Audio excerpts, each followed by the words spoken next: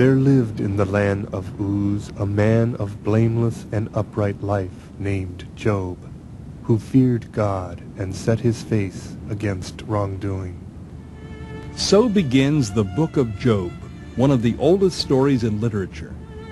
We don't know the name of the scribe who first wrote this story down about 3,000 years ago, or the names of the previous poets and storytellers who passed it along by memory. But we do know that each person's experience of personal suffering enriched the story's timeless theme. The righteous Job is happy, prosperous. Then, suddenly, his world collapses. His oxen and camels are robbed. His sheep are consumed by fire, and his family is destroyed. Job despairs, "Why did I not die when I came out of my mother's womb? Why is life given to men who find it so bitter?" Job asks God many more difficult questions, questions about the meaning of human existence, including the most difficult one of all. If a man dies, can he live again? In at least one sense, we know the answer to that question because we are still reading the book of Job, giving life again and again to the storytellers, and recalling their ancient civilization and woes. A civilization is, by definition, a very complex society. In historical terms, it is a very new idea. Scientists believe that humans, biologically, like ourselves, appeared about 100,000 years ago. But not until people learned to grow their own food could civilization begin to develop. This process first started around 12,000 years ago in the Near East. A more reliable food supply enabled people to settle for longer periods in one place. Because fewer workers could now produce more food, others were free to work as artisans or priests. By 7000 BC, people began fashioning ornaments from copper and gradually added small tools to their repertoire. By 4000 BC, smiths were adding other elements like arsenic to make an alloy, bronze, that is harder than pure copper. Tin later became the standard additive to make true bronze. Ancient peoples regarded the metalworking process with awe. There are mines for silver and places where men refine gold, where iron is won from the earth and copper smelted from the ore. Man sets his hand to the granite rock and lays bare the roots of the mountain. Two important organizing elements of civilization, cities and writing, appeared at somewhat different times in the world's great river valley civilizations. Around 3500 BC in Mesopotamia and Egypt, 2500 BC in India, and 1700 BC in China. The first cities often developed around temples, which served as the focus of community loyalty and the symbol of social unity. Now, the question is, why did this process happen? What was the attraction of temples as such? One of the attractions, I think, obviously, is that they were places to worship gods and to try to maintain a connection with the cosmos. Another important thing, though, is on the social side of what temples were about in Mesopotamia. Temples were not just the place to go to worship gods, they were also places of enormous economic activity. The temples themselves controlled lots of land and were farming it and producing a surplus for themselves, and also a surplus that they could trade off or give to people in those cities. They maintained craftsmen who made things both for the gods and for trade with other people. And they acted as almost like a cushion against natural disasters or famines, where the food that they had stored in the temples could be passed out to people in times of famine. Early cities were home not just to the priests of the temples, but also to multitudes of scribes, administrators, artisans, tradesmen, and farmers. Urban life enhanced the division of society into classes. Most archaeologists and historians think that priests were the earliest ruling class. Priests were the guardians of spoken literature, legends, poems, dramas, and hymns handed down by mouth and memorized. The Book of Job is an example. The spoken form dominated literature for thousands of years, long after writing was developed. Writing probably had its beginnings in economic accounting, not in literature. Seals for stamping clay dockets appeared in the Near East as early as 5500 BC. Priests and scribes, who were in charge of the community's food supplies, used the seals to keep track of their temple's inventories. Seals were the forerunners of the first written languages, which were made of simple pictographs. The pictures stood for objects such as bird, or ideas such as to see. Hieroglyphics evolved next. In these more complex pictographs, some pictures stood for objects and ideas, while others represented sounds or syllables. From pictures that represented sounds, scribes gradually created more abstract symbols, letters, the basis of our modern alphabets. The first advanced civilizations, with both writing and cities, appeared about 3500 BC in Mesopotamia, the land between the rivers, what we know today as Iraq. The waters of the Tigris and Euphrates rivers and a complex system of irrigation turned the region into the most advanced portion of what historians call the Fertile Crescent, the cradle of civilization. The Mesopotamian city-states had massive fortifications to protect them from invaders, professional armies, codes of law, calendars, a knowledge of basic mathematics, and one of the earliest known writing systems. Scholars call this writing found in Sumer cuneiform, or wedge-shaped writing. The shapes were formed by pressing a sharp reed into wet clay. The first known law code was written down in the city-state of Ur around 2100 BC. About 600 years later came the famous code of Hammurabi the Great, ruler of the city-state Babylon. The first written literature also appeared in Mesopotamia, introducing themes and forms still used by writers today. Ancient writers celebrated their city's gods or praised the great deeds of their rulers. Here, an unknown Sumerian poet gives voice to Enki, the god of wisdom, as he recites his impressive credentials. My father, the king of heaven and earth, my ancestor, the king of all the lands, gathered together all the divine laws and placed them in my hand. Sumeria also produced one of the earliest known epics, or long hero poems, the Epic of Gilgamesh, which historians believe was first written down around 1800 BC. Like other epics, it is a collection of ancient stories of a hero king. Gilgamesh faces many life and death challenges, including a great flood, like the biblical flood. Before the technology of the digital computer, before the technology of video, the technology of audio, before the technology of books printed, before the technology of writing, even before the technology of making scratches in the dirt or on rock, human beings made a technology out of their own body, a technology of the sounds of words, of music, of rhythmic chanting. It was a technology like the others used to preserve information and to transmit the information horizontally to people that were helping us and that we helped, and also vertically to get information from those who lived before us and to pass information on to our young and to those not yet born. Poetry is a very ancient technology. Early civilizations were vulnerable not only to natural disasters like floods and droughts, but to human invasions. Civilizations that developed in river valleys could use the surrounding mountains as natural defenses against the tribes of nomads who roamed the world's great plains. However, periodically, the nomadic tribes would sweep down on the cities and overwhelm their defenses. Usually, the invaders settled down and fused their tribal traditions with the more advanced societies they had come to dominate, forming new versions of the traditional cultures, which lasted until more waves of invaders arrived to repeat the pattern, a familiar one in history.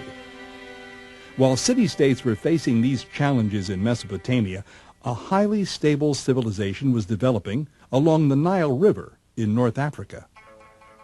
Nourished by the Nile, protected by mountains and formidable deserts, and located in the hub of the world's oldest trade routes, Egypt had a 3,000-year history as one of the great powers of the ancient world. Religious ideas that promoted hard work in this world and immortality in the next served Egypt's economy well and stimulated the science of embalming and the construction of pyramids. These giant tombs immortalize Egypt's rulers, or pharaohs, who were worshipped like gods. Their strong work ethic helped the ancient Egyptians accomplish astounding feats of engineering requiring thousands of workers over long periods of time. They also learned to use the annual flooding of the Nile to irrigate the desert and support a vast system of farms. They ventured forth onto the neighboring seas in search of trading partners and made significant advances in astronomy and writing. In addition to hieroglyphics, Egyptian scribes developed hieratic writing, an easier, less formal script that was used for business. Egyptians even made the first writing paper out of papyrus, a plant that grew along the Nile, and developed a large collection of scrolls 4,000 years ago. Because priests controlled learning and trained the scribes, most ancient Egyptian literature was religious. The Egyptian Book of the Dead, or Bar Thodol, is just one surviving example. It is a guidebook for the soul in the afterlife. Fortunately for us, Egyptian writers also took delight in describing their own world. One story, found on papyrus scrolls in a pyramid, tells of a shipwrecked sailor. It may be the earliest prototype for tales about characters like Sinbad, Odysseus, and Robinson Crusoe.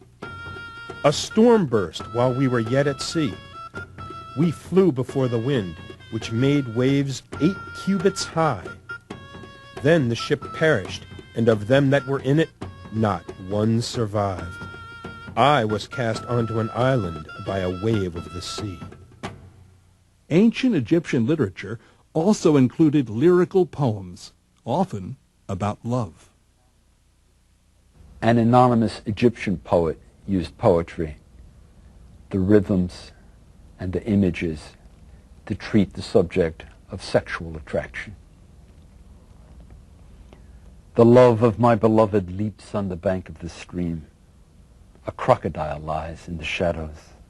Yet I go down into the water and breast the wave. My courage is high on the stream, and the water is like land to my feet. It is her love that makes me strong. She is a book of spells to me. Egypt traded with Mesopotamia, and Mesopotamia traded with another ancient farming civilization found in the Indus River Valley.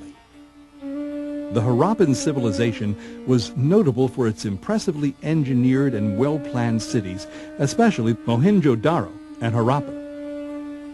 Now, with the Harappans, we're talking about the Indus Valley at around 2500 BC, where we've got very large cities, frequently divided into 2 sections, walls around each section.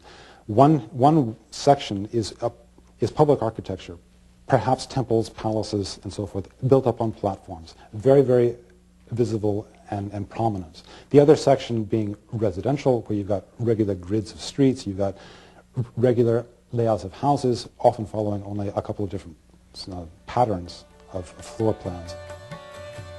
For unknown reasons, Harappan civilization began to decline around 2000 BC and was virtually gone when nomadic Indo-European tribes called Aryans invaded the Indus Valley. When the Aryans finally established peace with the native Dravidians, a different kind of society developed in the Indus Valley, one marked by a rigid caste system. Unlike the Harappans, the Aryans had no written language. Their traditions, called Vedas, or songs of spiritual knowledge, are mystic hymns primarily in praise of the Aryan gods. They are the earliest sacred texts of Hinduism, one of the world's oldest religions. Heaven and earth bow before him. The mountains are in fear for his might. who is known as the Soma Drinker, with thunderbolt on his arm, with thunderbolt in his hand. He, O men, is Indra. For hundreds of years, the Vedas were transmitted by word of mouth. Finally, a written form of the Aryan language, Sanskrit, was developed by 300 BC, and the Vedas were transcribed. In ancient China, two great river valleys became home to farmers, but true civilization did not arrive until the Shang dynasty organized its great civilization along the Huang He, or Yellow River, about the same time the Aryans invaded India. We know that the Shang civilization was highly structured by kinship. That is, people were connected by descent, and that their politics and their religion and political authority tended to flow along those lines, which actually is important for understanding the origins of their writing system, because one of the things that the Shang king did, and also priests or shamans did, was to ask the advice of ancestors to guide them in present-day problems. And what they would do is take the scapula or shoulder bone of a cow or the shell of a turtle and heat it, and that produced cracks, which they could then interpret as being the answers from ancestors. And once they had the ancestors, they started to write the answers, the interpretation of these cracks, onto the scapula or to the tortoise shell, which is what archaeologists now call oracle bones. Using this complex system of notation, revered Chinese writers kept government records and created a literature that included lyrical love poems, poems memorializing the dead, and serious works of philosophy. Perhaps the most ancient of Chinese writings still in use today is the I Ching, or Book of Changes, a work of philosophic and mystical speculations used, like the oracle bones, to divine the future. At its core is the idea that two opposite but complementary forces called yin and yang interact and bring harmony to the constantly changing universe. Agricultural civilizations also flourished in the Americas in ancient times.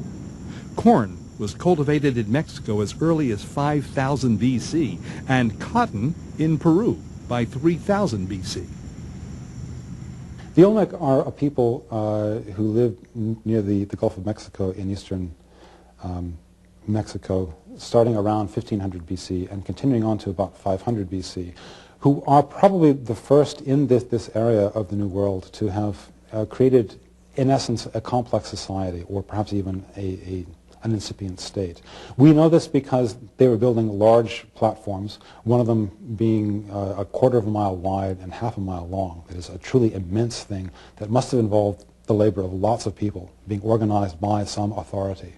They were also creating an art style which is best expressed in immense heads made of stone being brought from as much as 50 miles away, and perhaps carved to represent the faces of individual people as opposed to some standard ideal.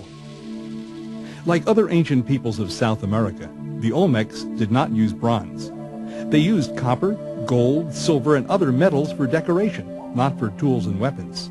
Still, they developed temple cities, trade networks, and a complex society ruled by priest kings. The Olmecs also developed a calendar system, which, like their religion, spread throughout Central America. The great Maya civilization inherited many elements from the Olmecs. The Maya improved the Olmec calendar and developed hieroglyphic writing. Their civilization flourished for over 1,000 years. The Maya and other Central American civilizations were connected by trading networks to the silver and turquoise mines of New Mexico, the rich fishing grounds of the Caribbean, and the gold mines of Colombia. Organized societies in Africa, Europe, and Asia were also connected by trade. Several crossroads civilizations rose to power through trade as well as conquest. Among the most advanced of these was the Minoan civilization, a seafaring culture on the island of Crete. Scholars consider it the first European civilization. Minoan rulers built elaborate palaces, whose walls were decorated with brightly colored frescoes. The most famous ones show acrobatic young Minoan men and women trying to leap and tumble over the back of a charging bull. The Minoans also developed an early script. The importance of this idea is that you've got one sound, one syllable. Instead of having, say, 70 or 90 symbols to remember, you've got maybe 30 or 25. And therefore, more people can learn it and more people can use it. The Minoan civilization ended quickly and mysteriously around 1450 BC, perhaps from outside attack or maybe civil revolt, leaving the great palaces. Meanwhile, Middle Eastern peoples such as the Phoenicians and the Hebrews were also developing scripts. The Phoenicians built the most advanced ships of the ancient world. They traded and built colonies throughout the Mediterranean Sea and even down the west coast of Africa. For business and other purposes, they developed an alphabet that had 30 letters, all consonants. The letters represented individual sounds. This made writing far more flexible, expressive, and easy to learn. With alphabets, more people in these early societies could learn to write and read, and they too could finally express the same abstract ideas they could speak. Around 900 BC, the Phoenicians began to establish colonies in many parts of the Mediterranean in order to promote their trading interests. The colonists took with them their newly devised system of alphabetic writing. The Greek cities soon followed suit, and by 700 BC had established a network of colonies and trade that rivaled the Phoenician effort. Linguists believe that Greeks adapted the Phoenician alphabet and added new symbols to represent vowels. With this new script, the Greeks began, around 850 BC, to write down their spoken traditions. Two of the early Greek writers, Homer and Hesiod, remain among the most influential writers in world literature. Homer, who according to tradition was blind, is credited with writing two of the world's greatest epics, the Iliad and the Odyssey. The Iliad tells of an incident in the Trojan War which had taken place centuries earlier when Greeks expanded across the Aegean. The Odyssey chronicles the adventures of one of the Greek heroes, Odysseus, as he returns home from that war. Homer is known for his striking similes, or extended comparisons. In this passage from the Iliad, he uses a simile to describe a fight between the Greek hero Achilles and Hector, hero of the Trojans. As when a hawk in the mountains, who moves lightest of all things that fly, makes his effortless swoop for a trembling dove, so Achilles went straight for Hector in a fury.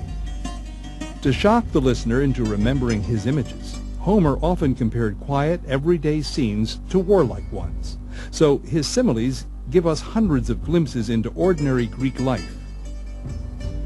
Seizing the olive pole, they drove its sharpened end into the Cyclops' eye, while I used my weight from above to twist it home, like a man boring a ship's timber with a drill, which his mates below him twirl with the strap they hold at either end, so that it spins continuously. In much the same way, we handled our pole with its red-hot point and twisted it in his eye till the blood boiled up round the burning wood. The second important early Greek poet was Hesiod. His Theogony was the first written record of the Greek myths.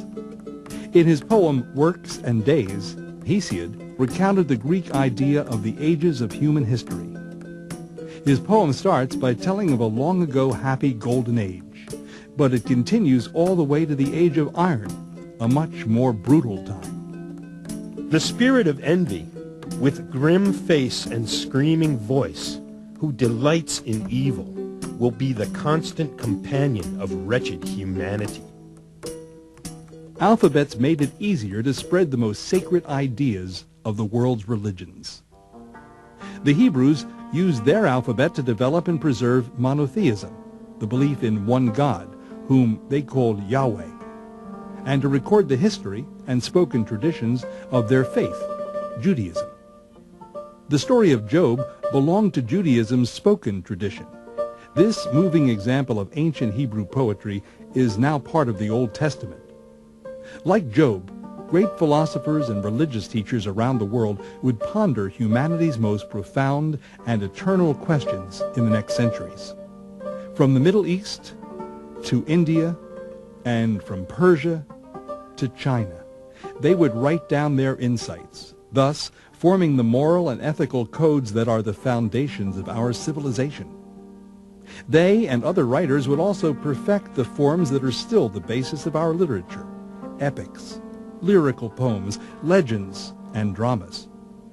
Job's drama ends with God's humbling answers to Job's questions. I will ask the questions, and you shall answer. Where were you when I laid the earth's foundations? Who watched over the birth of the sea when it burst in flood from the womb? In all your life, have you ever called up the dawn or shown the morning its place? Have the gates of death been revealed to you?